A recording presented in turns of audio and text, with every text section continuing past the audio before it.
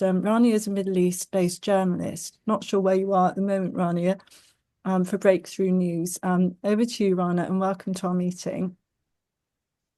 Thank you so much for having me. And I'm speaking to you from Lebanon, where we just had the end of the 60-day ceasefire supposedly yesterday. And I'm sure many of you saw the very powerful images of Lebanese people returning to their villages in the south, chasing out the Israelis, despite, Israel shooting and killing up to 22 people.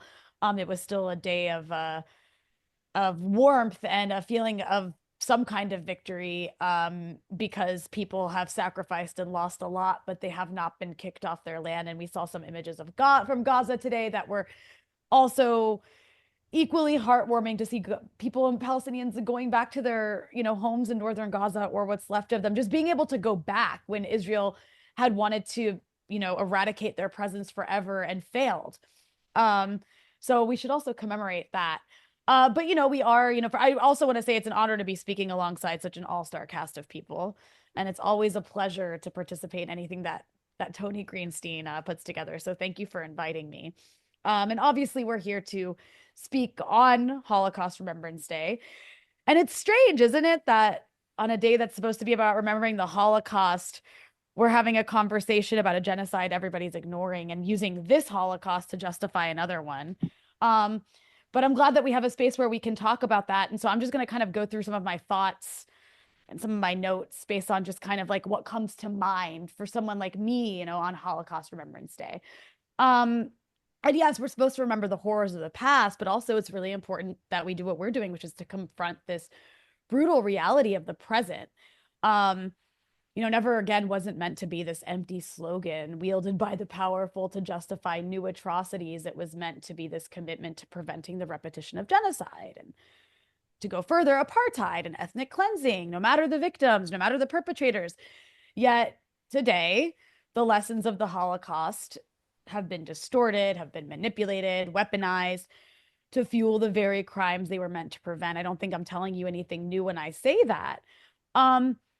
And so, some of the things that sit with me when I think of all these things as a person who's Lebanese, who's been raised in the West, but also American, who's always also felt Palestine to be a part of who I am, regardless of, whatever borders a bunch of Europeans chose to draw to carve up the spoils of the Levant.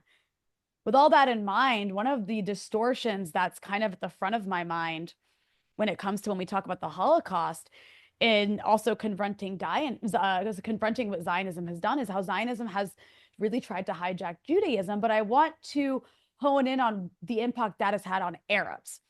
There was currently this debate online about this discomfort some Arabs were expressing that they feel when they see the Star of David, right? Which is the sacred Jewish symbol. It's very important, I guess, it's very important to Jews, but, some people went so far as to call that discomfort a form of bigotry. But I don't think it's bigotry. I think it's just fear, especially speaking to you from Lebanon. Why do I say it's fear? It's because the settler colonial state has placed the Star of David on its flag, on its warplanes, on its tanks, on its soldiers' uniforms. Israeli forces, when they invade Palestinian homes and Lebanese homes as well, they leave behind not only destruction, but hateful graffiti under the banner of the Star of David. All across southern Lebanon, there's Star of David graffiti. In 1982, when the Israelis occupied up to my village, they occupied my grandmother's home. They left Star of David graffiti with hateful messages. Israeli settlers have burned the Star of David into the skin of their victims, into the flesh of Palestinians, which, sounds like actually a pretty anti-Semitic thing to do, right? To commit your crimes under the cover of the Star of David. And yet the world demands that Arabs overlook this, that they ignore how their pain and suffering have literally been branded with a symbol once meant to signify a religion. And so what does it say that we live in a world where Arab fear of the Star of David, based on very material concerns I just explained, evokes more outrage than the ongoing burning of Palestinian children under this banner? And I would say, if this really upsets anyone, the blame lies not with those who fear it, but with those who have weaponized it.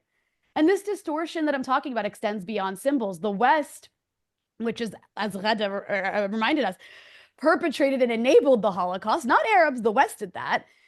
has long sought to project its own anti-Semitism onto Arabs, attempting to shift blame and responsibility onto those who had nothing to do with it.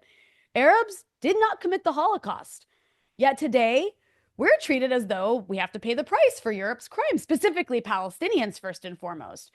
Reparations, once intended to be an idea for justice, have in this case materialized as German-supplied Dolphin-class submarines that have nuclear armed capabilities to the state of Israel, further entrenching a military occupation and oppression in the name of reparations for the Holocaust. And then there's the issue, another issue that comes to mind when I think of this day, is the issue of Arab Jews, right? This is a community that Zionism claims to represent, yet has systematically erased. The project of Zionism uprooted Arab Jews from their homes, their cultures, and their identities, and replaced their rich, millennia-old heritage with a European settler identity that sought to erase their deep connections to the Arab world. Instead, putting on them, projecting onto them, European Jewish history. They were absorbed into a colonial framework that has demanded they abandon their language, their traditions, and their sense of belonging. And it's particularly grotesque that the crime of the Holocaust has been invoked my entire life to justify further crimes in the Middle East. I mean, what greater insult to the victims of this horrific European crime than to see Jewish suffering used as a shield for ethnic cleansing, apartheid, and genocide. It's just, you know, we see genocide used as a pretext to literally commit genocide, to repackage occupation as self-defense, and dehumanize an entire people. It's so sick, and it's an affront to every victim, Jewish or otherwise, who perished in the European Nazi genocide. And speaking of history, let's also not forget what's often erased from the narrative, which is the Zionist collaboration with the Nazis.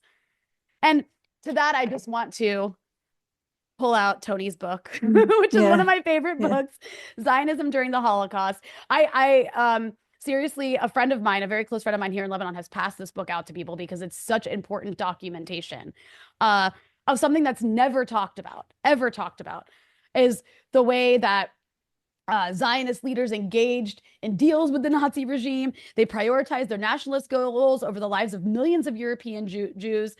And these uncomfortable truths are never reckoned with because, you know, they challenge the simplistic narratives of good versus evil that are used to justify Zionism today in the Middle East. And then we also have to look deeper when we talk about Holocaust remembrance into the roots of the Holocaust itself. The Nazi regime didn't invent genocide from thin air. They actually borrowed it. The inspiration for the Holocaust came from colonial practices that the US and European empires had long perfected. The racial laws of Nazi Germany were directly influenced by American segregation and eugenics policies. And Germans aren't even taught in their own country about their own country's genocide in a place like Namibia, where they slaughtered thousands of people in a precursor to the Holocaust. Why? Because recognizing these connections would expose the global history of colonialism, imperialism, forces that ultimately turned inward and fueled fascism's rise as a weapon against communism. But beyond these historical portrayals, something else that comes to mind when I think of Holocaust remembrance is that we have to understand the strategic function of Zionism in today's world, right? Imperialism is literally using Jews as human shields for empire. And Zionism is not separate from imperialism. I know everybody loves to have this debate about whether it's the Israel lobby running things or the Americans running things, but the US is not separate from Israel. Israel's interests are US interests. The West threw everything it could muster at the people of Gaza. And still, we saw the images of people today returning to northern Gaza. Israel failed to exterminate them. But why did the West back Israel's genocide? It's not because of some Israel lobby, but because Israel's a military outpost of the West. It fights Western adversaries so the US doesn't have to. And by adversaries, I mean any group or country that doesn't follow American dictates, that seeks to forge a path independent of empire's interests, countries like Iran, movements like Hezbollah, which is why the West embarked on this multi-billion-dollar effort. They literally threw billions, tens of billions of dollars at Israel to get rid of Hamas in Gaza. Israel literally killed Nasrallah. It took out its Hezbollah's senior leadership. It did weaken Hamas, though of course they didn't eradicate it. It weakened Iran. It broke the resistance axis without a single American soldier dying. That's the purpose of a country like Israel. It's a tool of US empire. It doesn't mean it came out victorious, but it's important to note that. It also does mean that this concern about anti-Semitism is fake, because what's more anti-Semitic than weaponizing Judaism for empire, than putting Jews from around the world on the front lines of fighting to maintain US-led dominance over the world? What's more anti-Semitic than turning the world's oldest monotheistic religion into a vehicle for colonialism? Than using the Holocaust to justify more Holocaust in the name of protecting Jews? And then just a couple more thoughts I have when I think of Holocaust remembrance, and then I'll wrap up here. I just want to note that I know Ali Abunimah was mentioned anymore, and he is a dear friend of mine and a comrade who taught me so much about how to do journalism fearlessly and with dignity. I look at him as somebody who really mentored me. And he was arrested by these depraved Western authorities in Switzerland because they're so civilized. And he was persecuted for exposing Israel's crimes. He was literally arrested for telling the truth. It's outrageous, but it's not surprising given the silence that we've seen, indifference, shrugging of shoulders, and even in some cases justification from the West towards Israel murdering over 200 journalists in Gaza. The imperialists today are more depraved than ever. And they use never again while being more depraved than ever. You know, some see never again as this empty slogan, like I mentioned earlier, that selectively applies to some atrocities while justifying others. But I would actually argue in many ways it's become a weapon. Like, how sad is that? That when I hear, I don't know if you guys feel the same way, but when I hear never again from a Western government official, or when I hear them invoke the Holocaust, I actually get scared because I know they're about to use it to justify something horrible, probably against my people. How sad is that? The Holocaust doesn't just haunt Jews, it literally haunts the entire global South.